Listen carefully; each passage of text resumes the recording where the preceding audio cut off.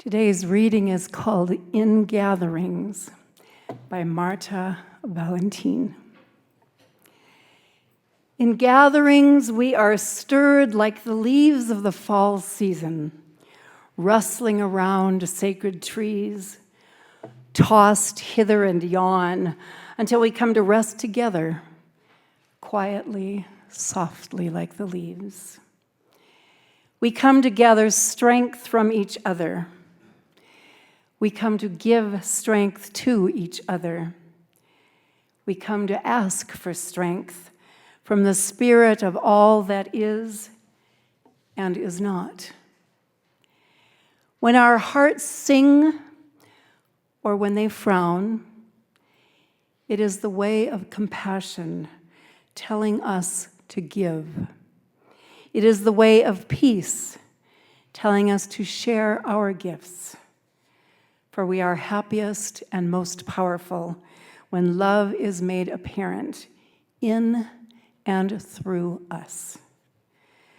Spirit of the circle that is love, as we twirl in this dance that is life, we give thanks for reminding us each day of our task of ministering to each other with a searching glance, a safe touch, a generous smile, a thoughtful word.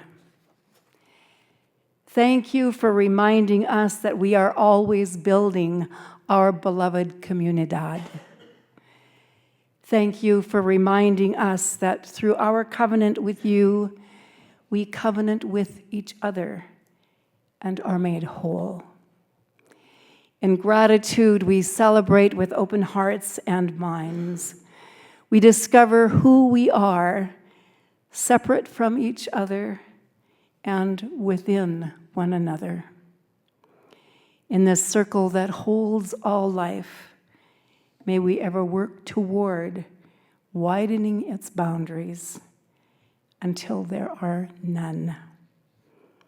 Amen, peace, and blessed be.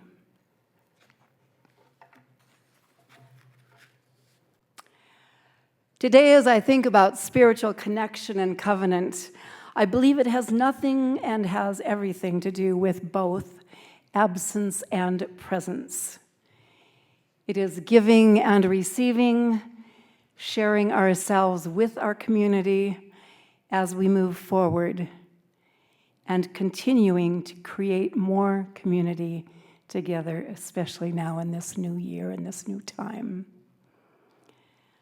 Like kindness, covenant seems to be reserved for kin, for family and tribe, the inner circle of our relationships.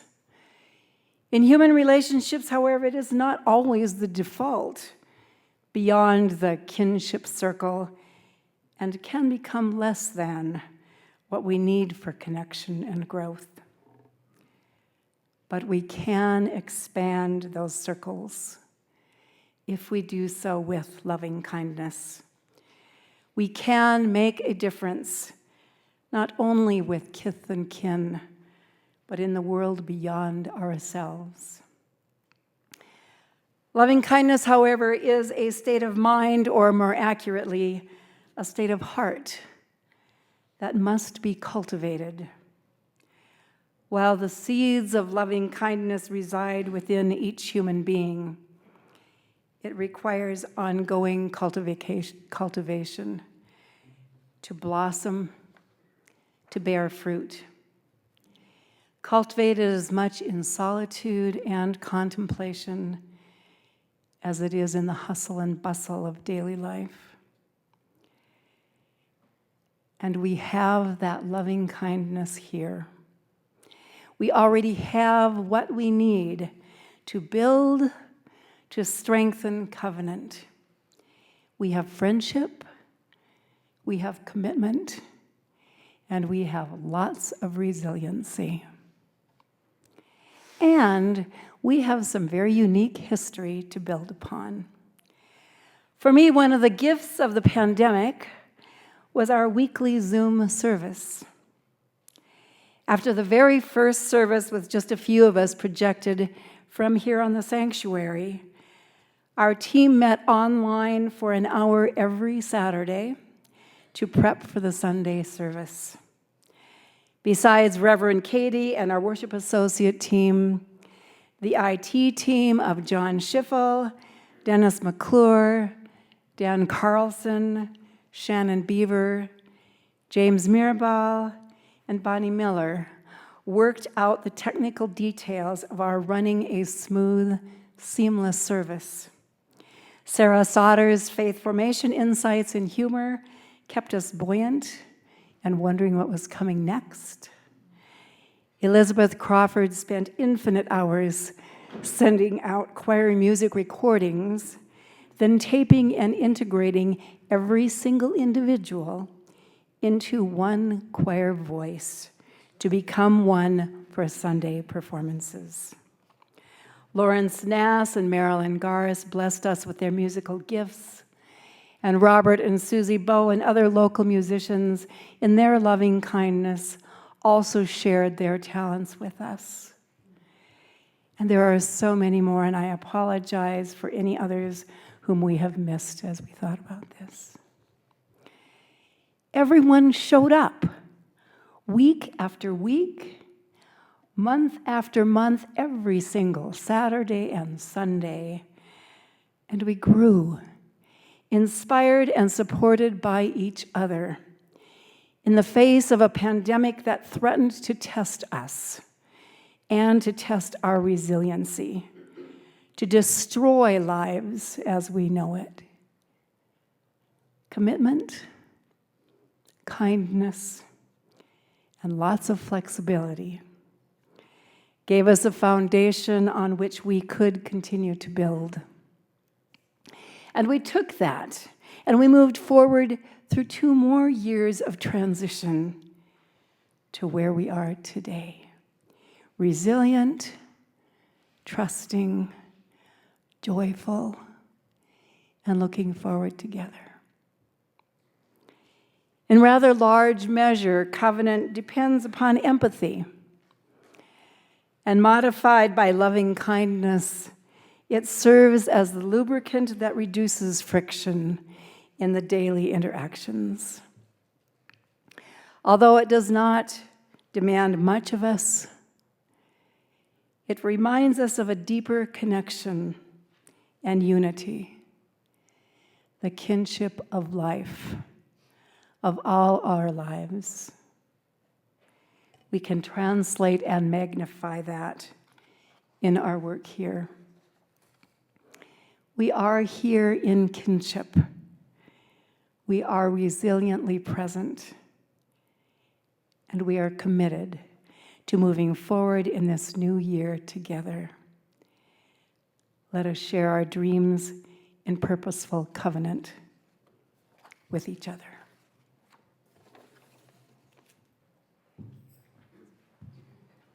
I'm going to start my homily this morning from a personal story.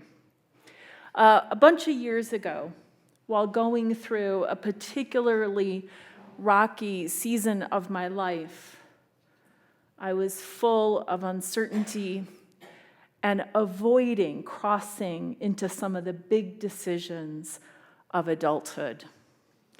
And it was making me miserable.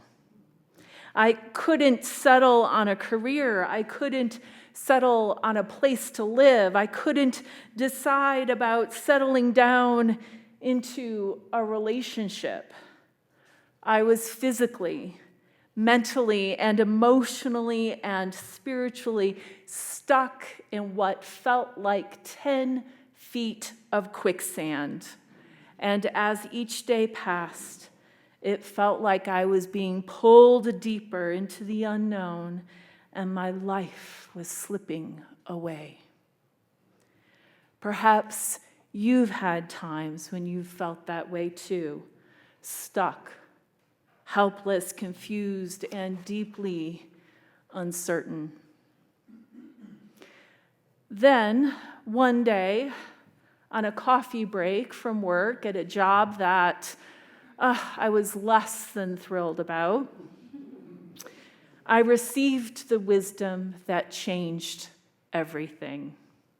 At that time, my local coffee shop had inspirational messages written on their cups, and honestly, I never paid them that much attention because a coffee cup does not seem like the wisest place to get your life advice. Nonetheless, there I was when the barista handed me a hot cup of coffee emblazoned with the following words: "Commitment will set you free." True story. It's a pretty powerful insight for a coffee cup. And I'll be honest, I had never really considered that commitment could be a liberating force in my life. But it hit home that day. By making a commitment, I was free to live in the wake of my choices with honesty, integrity, joy, and purpose. Commitment was an invitation to live fully inside my values, my desires, my hopes, and my dreams. The future began to look very different, and my life began to change. I began to discover the power of commitment, the power of promises, the power of committing to what matters most, and show up to it in my life as the best version of myself. Someone willing to learn, grow, make mistakes, make amends, and to love life fiercely. It won't surprise you then that one of the practices of Unitarian Universalism that continues to open my heart and strengthen my commitment to the power of our faith to change lives, to build communities of belonging, and to bring justice into the world is our practice of creating covenants together.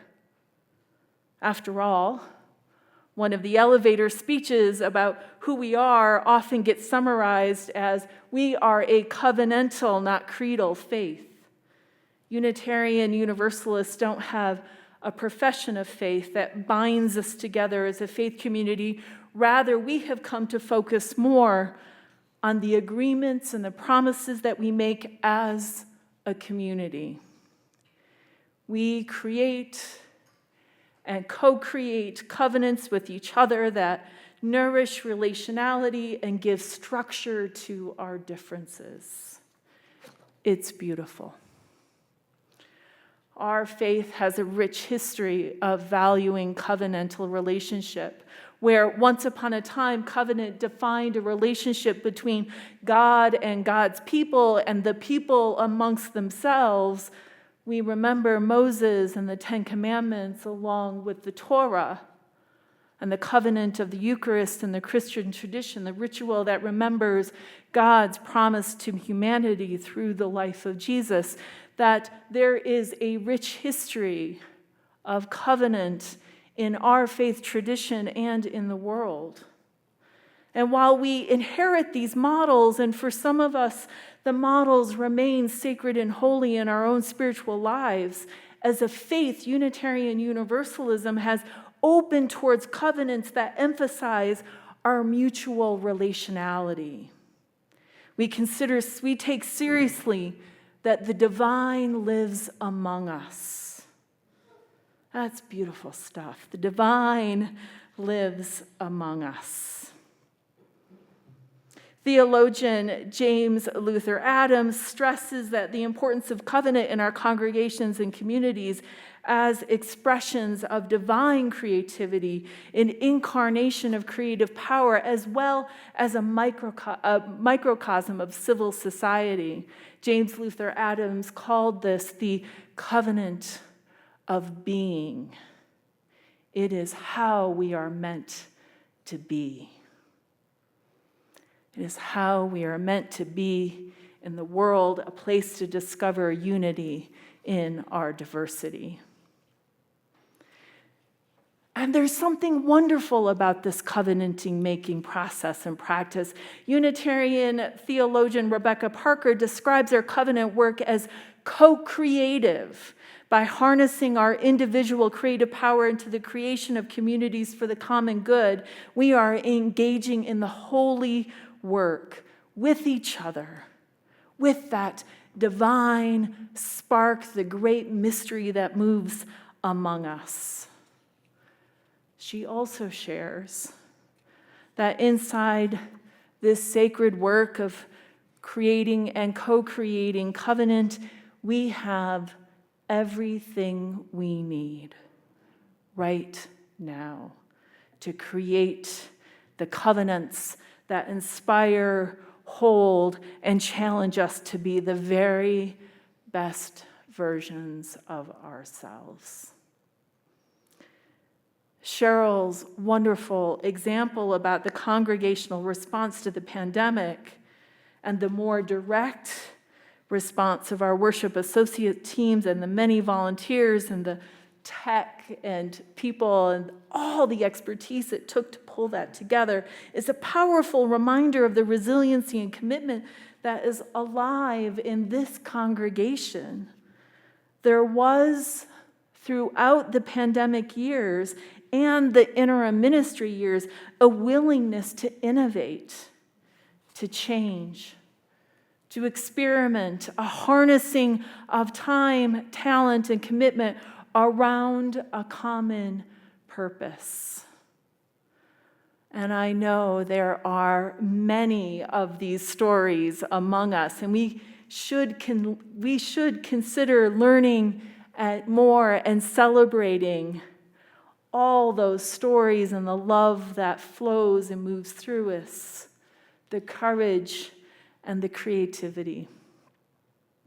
Such stories are a powerful reminder that we have everything we need right now to carry us through to the future. We have everything we need to create meaningful covenants that will hold us and keep us. We have everything we need to build the beloved community, to take risks, to be bold and adventurous in meeting the world with our faith. And we can draw from our rich, resilient, and brave history as we create new promises, new covenants for our shared future. And perhaps one of the most important things we need to remember on this journey of creating and co-creating covenant is that at the heart of this practice is a fundamental awareness that our covenants will be broken. They may fail us and we may fail them. It is an inevitable fact of our messy human condition that we will make mistakes. We will apologize. We will make amends. And we will return into beloved community. Our covenants can endure our imperfect humanness, and they can adapt and change and grow as we learn more, as we grow, as we discover new ways of being together. Covenants come alive with us. They change us, and then we change them. This is the beauty of our living tradition. We can always return again in love and grow deeper in our faith and grow richer in community. An important recommendation was made in Widening the Circle of Concern, the report from the Unitarian Universalist Association on Institutional Change in 2020. The report is a comprehensive guide to the transformation of our communities into more inclusive spaces of belonging for all people. It identifies the ways in which white supremacy culture inhabits our congregations in painful and harmful ways. One of the recommendations of the report is this: covenant and commitment, not comfort, should be the binding fabric of Unitarian Universalist congregations and communities. The actions recommended include prioritizing workshops on covenants and right relations and curate models of covenants for congregations and communities of different sizes and demographic profiles. That is the work we are engaging. We are engaging the work of transformation. It is exciting that our covenant work is aligned not just with what is good for us and our congregation, but aligned with the transformative work of becoming more just spaces of inclusion and belonging. It is an exciting time to be a part of this community. As we pick up the work of a congregational covenant this winter, I hope we will collectively invite the work of co-creating covenant among us. Invite our best selves into the process. This work requires all of us.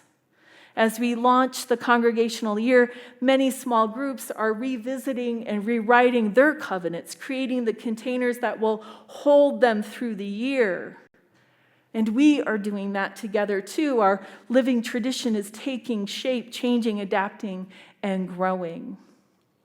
At the board retreat yesterday, we began a new draft of the board covenant for this year. Our discussions were rich, and we surfaced what was most important and dear to us as leaders of this beloved community. Finally, in creating covenant and making promises, we must attend to the presence of trust among us. Trust moves through us in this work, and in goodwill, we cannot take it for granted. I invite us to hold these words from Adaku Uta close. She writes, "It takes courage to bring our trust forward and invite another person to meet us there. This sometimes sure, often shaky, surrender is an opportunity to discover something deeper than the confines of our individual experience, a catalyst to grow beyond ourselves, to find the places where love can exist even when we are unsure of the destination, to embrace a kind of faith brave enough to yield a wider focus, often unseen with the singular lens. May we together lean towards trust, knowing we have everything we need to meet the future. May we be brave in our covenants, knowing that they are the embodiments of our promises to each other and our willingness to stay connected in good times and bad. May we meet each other at the center of love and be liberated by the promises we keep. May it be so, and blessed be.